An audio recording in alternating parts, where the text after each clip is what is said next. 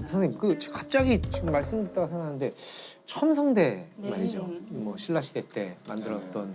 근데 아마 밑에 들어가서 보면은 사각 틀만 보였을 텐데. 아, 네네. 올라가서 본 거죠.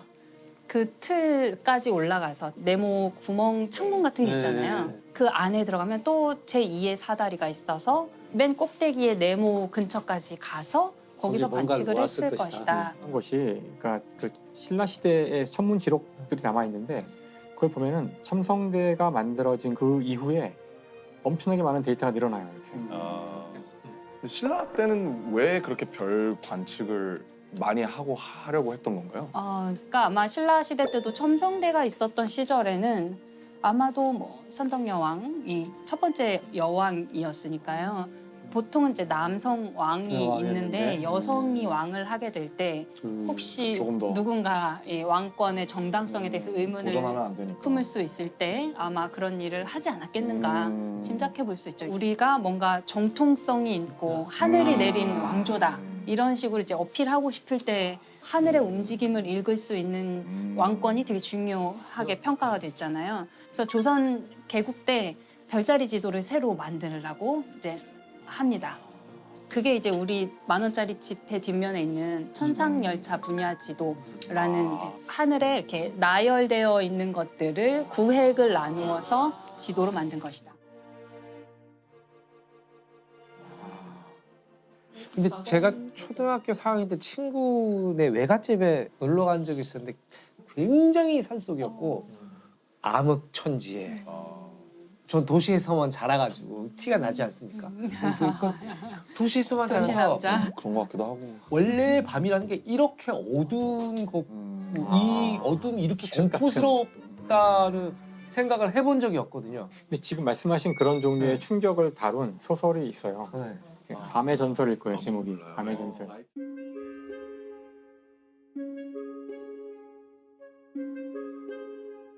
어떤 행성, 우리 같은 행성인데 거기는 별이 태양과 같은 별이 6개가 있어서 밤이 없어요. 계속 낮은 거죠. 근데 이 행성에 오래된 전설이 있는데 2000 몇 년마다 하여튼 뭐 한 번씩 문명이 멸망해 버리는 일이 반복된다는 거예요. 근데 왜 그런지는 모르는데 천문학자들이 연구를 해보니까 2000 몇 년마다 한 번씩 그 정렬이 일식이 일어나면서 밤이 오는 거예요. 밤이 잠깐 와요. 네, 모든 태양이 다 몇 시간, 가려지는 가려지면서 순간. 갑자기 이 행성이 어두워지는 거죠. 근데 그런 설정인데, 그러니까 이제 사람들이 두려워하는 거예요. 일식이라는 것이 일어나는 건 알겠는데 그게 우리에게 어떤 영향을 주길래 문명이 갑자기 멸망할까? 근데 이제 소설의 마지막에 가면 그 밤이 이제 오는 거죠. 밤이라는 한 번도 보지 못한 겪어보지 않은 밤이 오자.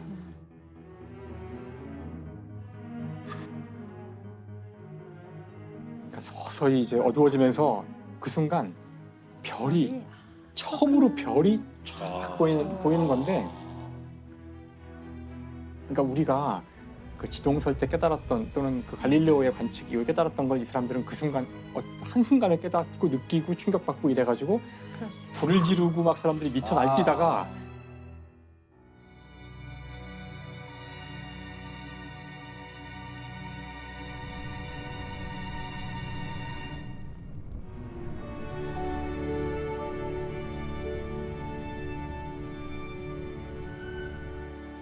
결국 문명이 스스로 망하는 거예요. 멸망하는. 네. 그러니까 밤이 오는 것 때문에 망하는 건데 그 예상을 못하는 거예요. 한 번도 밤을 본 적이 없으니까. 밤이 무서워. 아니 지금 갑자기 나온 얘기인데 물리학자 병따개 발명가가 근데 옛날에는 우리 어렸을 때 이런 분을 척척 박사라 그랬어요.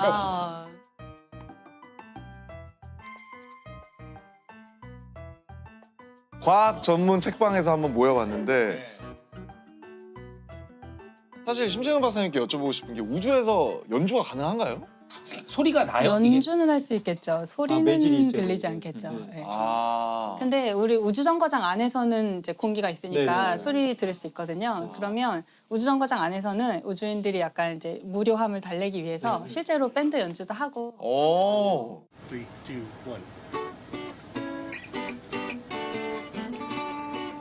쓰레기통 같은 거 뒤집어서 드럼으로 쓰고. 기묘한 식의, 경험이죠. 예. 그러면 이렇게 뭐 이렇게 표면에서 하는 거는 불가능한 거네요. 연주를 하는 건 의미가 얘는 없는 거네요. 달처럼 생겼는데 달에서는 안 될 것 같고요. 화성에서는 될 것 같고. 가능하겠네. 대기가 있으니까요. 네, 여기서 가능합니다. 근데 소리가 없어도 이렇게 이게 진동이니까 이걸 이렇게 손을 대면 느껴지지 않을까요? 소리가? 그러니까 흔들리니까 움직이는 예, 약간의 움직임이 진동을 몸을 느낄 수 타서 있어요. 이렇게 가면 물론 우리가 듣는 것처럼 이렇게 소리만큼 잘 들리진 않겠지만 이 몸을 타고 이렇게 진동이 느껴져서 음악을 느낄 수 있을 것 같아요.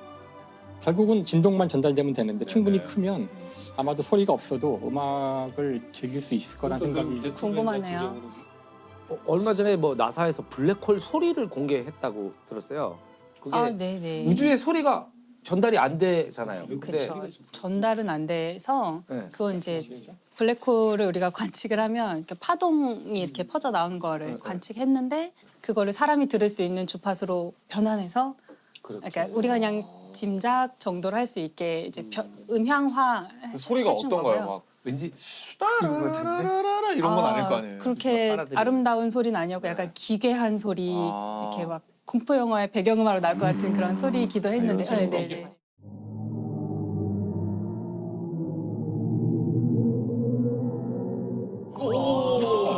사실 인간만 못 들었을 뿐이지 그걸 들을 수 있게만 변환시키면 돼요. 여기 우주에 대한 사진도 우리가 보지 못하는 그런 빛들이 많이 오지만 우리가 보고 싶잖아요. 그러니까 그 적절한 규칙으로 그냥 색깔을 막 칠한 거거든요. 대부분은. 아 그래요. 그래서 많은 것들이 그래요. 그래서 성운이라고 해서 엄청 아름답게 보이는 막 깜짝 놀랄 만한 이런 그렇게 안 것들도 다 보이죠. 예, 사실은 그렇게 그렇게는 안 보이고. 보여요.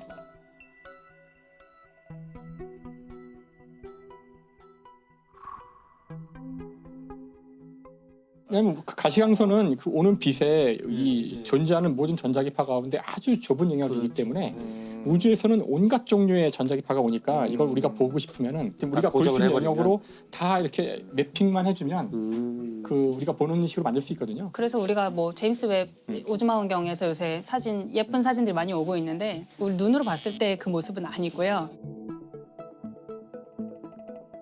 그럼 색칠 공부를 하신 거였단 말이에요? 이제 적외선이 어떤 거를 가색이라고 저희는 표현하는데 가짜색이라는 뜻의 그러니까 가채색을 해서 색깔을 조금 바꿔요.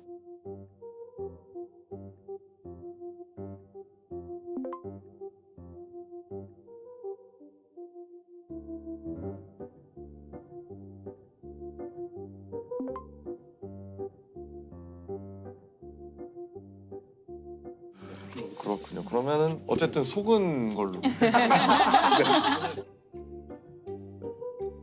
아 사실 뭐 우리한테도 오늘 마지막 날이 진짜로 마지막 날이고 어찌 보면 졸업식 같은 날 아닙니까? 빛나는 졸업장을 아 옷이 그래서 다시러. 졸업식 그 복장이군요. 아니 그 밑에서 아까 올라오다가 시비가 붙어가지고 양쪽에서 두 사람이 좀 절 땡겨가지고 이기셨어요? 아, 이것만 뜯겨나가 이겼죠. 제가 2개 정도 뜯겼으면 그분들은 어떻게? 그분들은 하이 실종으로 집에 가셨어요. 다 뜯겼지 저한테. 네, 우리 또 시청자분들께 박사님들께 인간에 대해 궁금한 게 뭔지 이제 물어봤어요. 네. 그래서 정말 많은 질문을 해주셨는데 여기에 질문들이 엄청 철학적이에요. 자리가 사람을 만든다라는 말이 사실일까요? 인간은 왜 좋지도 않으면서 좋다고 해야만 할까요? 외로움은 왜 느끼는 걸까요? 우리는 왜 SNS를 끊을 수 없을까요? 인간은 왜 행복하려고 할까요? 이거는 사실 하나하나가 거의 한 회차급의 1년짜리 그러니까요. 질문 모음이네요. 그렇네. 김사옥 교수님 어떤 질문이 제일? 예, 저한테 이 질문지를 보여주면서 작가님이 6번이요, 6번이요, 6번이요. 아 작가님이 고르셨고 강력하게 이거 너무 재밌을 것 같아요. 그러셔가지고 예. 의외로 많은 분들이 궁금해하실 것도 같고 네. 특히나 이 장수와도 관련이 있을 것 같아서 네. 6번을 해볼까. 아 6번. 인간이 실제로 좀비가 될 수 있을까요? 라는 질문에 대해서 이야기를 해보도록 하겠습니다.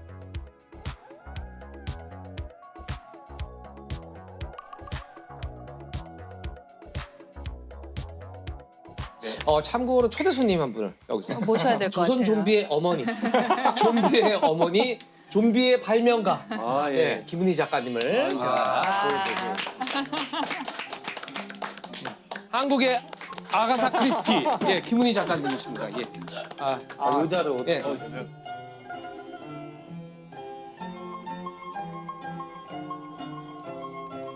원래는 타고난 그 출중한 미모의 소유자신데 예, 어저께 예, 좀 밤을 새서 글을 쓰시느라고 예, 그래서 시청자분들이 인간은 실제로 좀비가 될 수 있나요? 또 좀비 권위자시고 예, 그러셔가지고 아니 제가 여쭤보고 싶은 겁니다. 아 근데 지금 이 좀비의 전문가 앞에서 저보고 말을 하라고요? 너무 부담되는데. 그 좀비라는 게 실제로 존재하진 않다 보니 이 정의가 상당히 애매하더라고요. 아 그렇죠. 그렇죠. 예, 킹덤에 나오는 좀비 또 다르고 예, 지금 우리 많이 영화로 봤던 좀비들이 또 다르고 그렇죠. 해외 좀비랑 우리나라 좀비 28일 이런 거 다르다면서요. 달라요. 네, 다 다르고 왜냐면 이것이 실제 사실 과학적인 존재하는 건 것이 아니니까. 아니기 때문에 어떻게 규정하냐에 따라 다 달라지는 것 같거든요. 좀비가 생명체일까? 생명체인가요? 아 저는 사실은 그 킹덤 좀비를 생각을 했을 때 제가 좀 기생충을 되게 좀 좋아했었거든요. 아 근데 기생충. 그런 기생충이 있더라고요. 그러니까 어떤 뭐 따개비라든지 좀 그런 뇌에 들어가서 원래는 얘가 생태학적으로 봤을 때 그런 행동을 해서는 안 되는데 그러니까 조종하는 거네요. 그치. 인간. 예, 예. 하면은 그 죽지 않은 상태에서 기생충이 조절하고 하는 건 실제 있는 상황이고 그거는 가능한데 생명체. 만약 좀비가 한 번 죽었다 살아나는 거라면 일단 현대 과학으로는 설명할 수가 없는데 비가역 반응이라서 다시 살아난 건 죽은 것이 아니죠. 그렇죠. 사실 죽지 않았던 거죠. 아, 그렇죠. 예, 그래서 좀비건 뭐건 간에 어쨌든 이렇게 움직이는 동물이니까 일단 얘가 움직이려면 그럼. 에너지가 있어야 되거든요. 네. 일단 물리학자는 무조건 에너지를 찾아요. 에너지 즉 그 원동력이 되는 무언가 있지 않으면 움직일 수조차 없으니까 이 지구상의 동물이 에너지를 얻는 방법은 미토콘드리아에서 ATP를 생산하는 거예요. 그거 하나예요. 단 하나의 방식이에요. 그러려면 산소가 필요하고 호흡을 해야 되고 다음에 필요한 당분이나 영양분이 들어가야 되고 네. 그러니까 그런 체계들이 다 작동돼야 되고 뇌에서 몸을 조종하기 위해서는 신경계가 다 완벽하게 연결 다 되고 작동돼야 되고 거기에 또 에너지가 다 보급돼야 되고 그러니까 사실 좀비는 그 참 힘들어요. 이게 은희야 귀담아 듣지 아, 이걸- 말자. 이걸 알아듣고 쓸 수가 없다, 야. 있었던 거야? 결론은 뭐냐면 실제로 하는 게 거의 불가능하다는 거죠. 그렇게 되면서 죽었던 존재가 그런 식으로 작동하기 위해서는 사실 살아있는 상태가 된 거나 다름이 없고 그러면 얘도 그 청산가리 먹으면 죽어요. 청산가리는 그렇지. 미토콘드리아의 작동을 방해해서 ATP 만드는 걸 방해하기 때문에 그러면 좀비가 청산가리 먹으면 죽는다고? 이상하잖아요? 이상하죠. 너무 이상하죠. 그러니까 아 이거를 자꾸 이제 과학으로 가져가면 힘들어져요. 픽션은 픽션인 거니까요. 근데 왜 사실 좀비를 주제로 드라마를 하시게 된 건지. 저는 사실 긴장감 있는 것도 되게 좋아하기도 하고 그래서 보긴 봤는데 보다 보니까 약간 슬픈 거예요.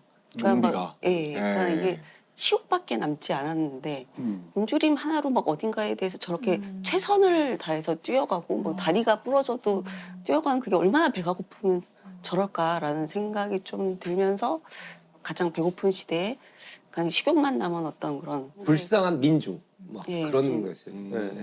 그런 걸로 컨셉을 잡고. 인간이 처할 수 있는 최악의 상황인 것 같아요. 괴물 중에서도 이런 괴물은 정말 감당하기 힘든 괴물이 아닐까.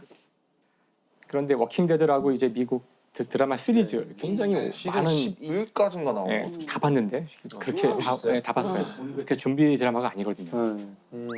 좀비를 빙자한 사회과학 실험 드라마예요. 사회과학 실험 드라마. 그러니까 거기서는 킹덤의 좀비와는 달리 좀비들이 천천히 움직이기 맞아요. 때문에 네. 통제 가능해요.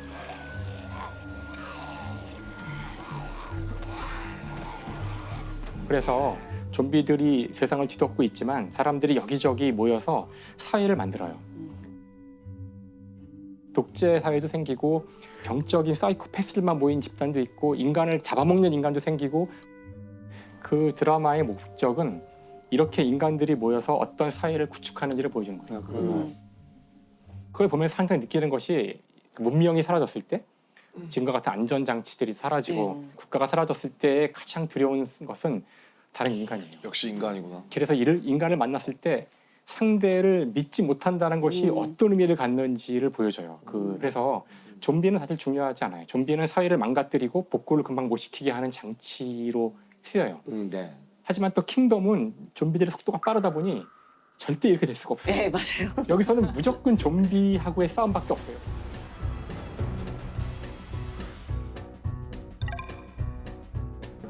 한국은 뭐든 빨리빨리 해야 되니까 준비가 뛴다. 엄청 빠르다. 그래서 여기는 이렇게 서로 모여서 사회를 이루고 이럴 여유가 없고 나타나면 끝장이야. 그러니까 모든 사회의 문제가 좀비를 척결하는데 집중돼 있고 하지만 그 문제를 앞두고서 인간들이 분열되는 모습들을 네. 그리고 있잖아요.